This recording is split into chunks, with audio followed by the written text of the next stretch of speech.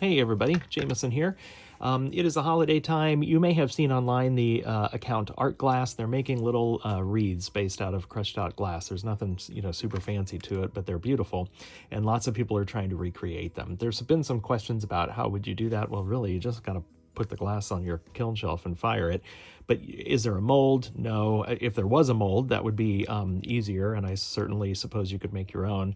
But if you're going into the holidays and you need to crank out a bunch of these, then having some sort of kind of production mode and making it a little easier on yourself to do multiples is always something at least that I strive to find. And so I decided, I mean, certainly you could just draw, a ring on your shelf paper, fill up your, pile up your crushed glass and then fire it. But if you want to make a bunch of these back to back, is there any way to speed it up? And I thought that this might be a way, so we're going to test it.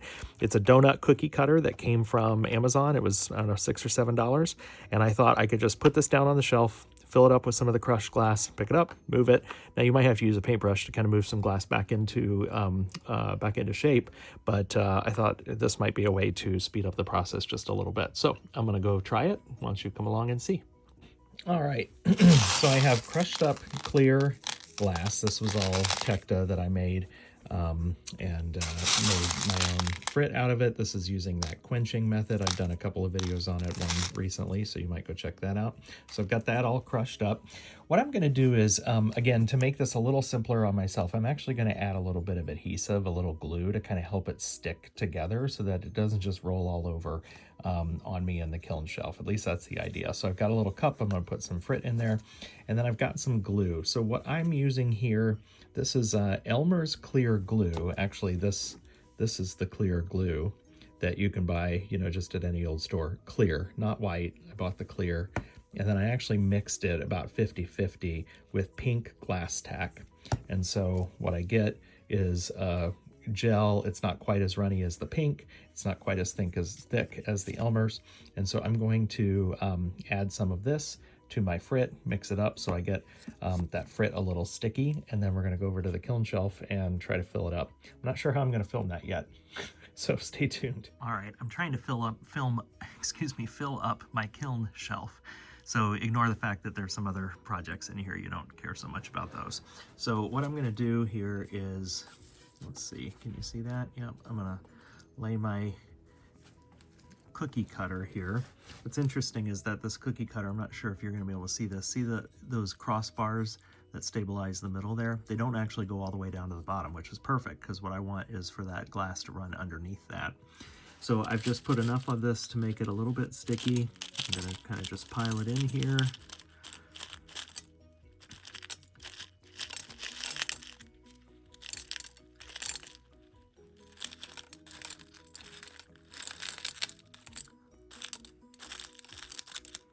Not going to be perfect, of course. I'm going to get enough that I think it looks like I've covered the bottom. I'm just going to kind of poke and let this settle a little bit, maybe give it a little shimmy shake, and then lift it up. And there we go. That's a pretty good little wreath shape, if I do say. This one fell over, but that was because of my error throwing it over. But that looks pretty good. So now I can move on to the next one.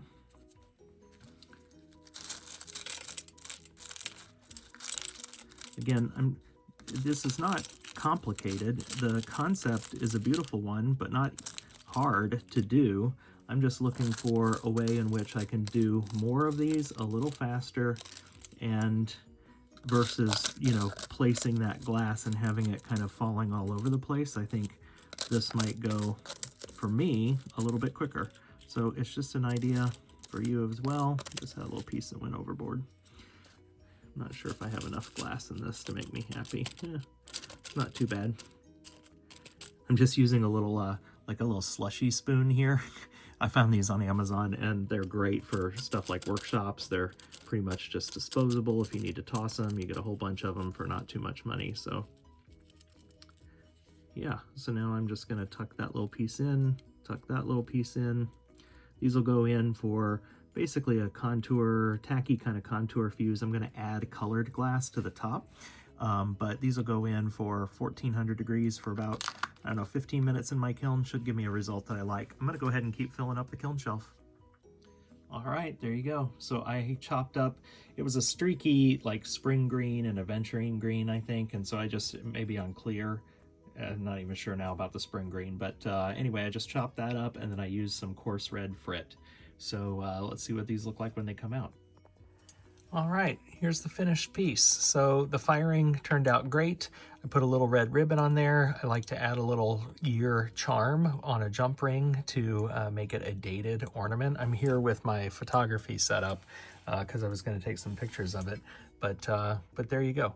Easy breezy. I knocked about 20 of these out. Real easy in the kiln, and happy with these. So there's a variety of ways you can attempt this. It's a really cool look. Thank Art Glass for sharing their process and their look online. This was my version of it, and I think it's really cool. You can do different colors, and I like the red and green. I think that's classic, but there you go.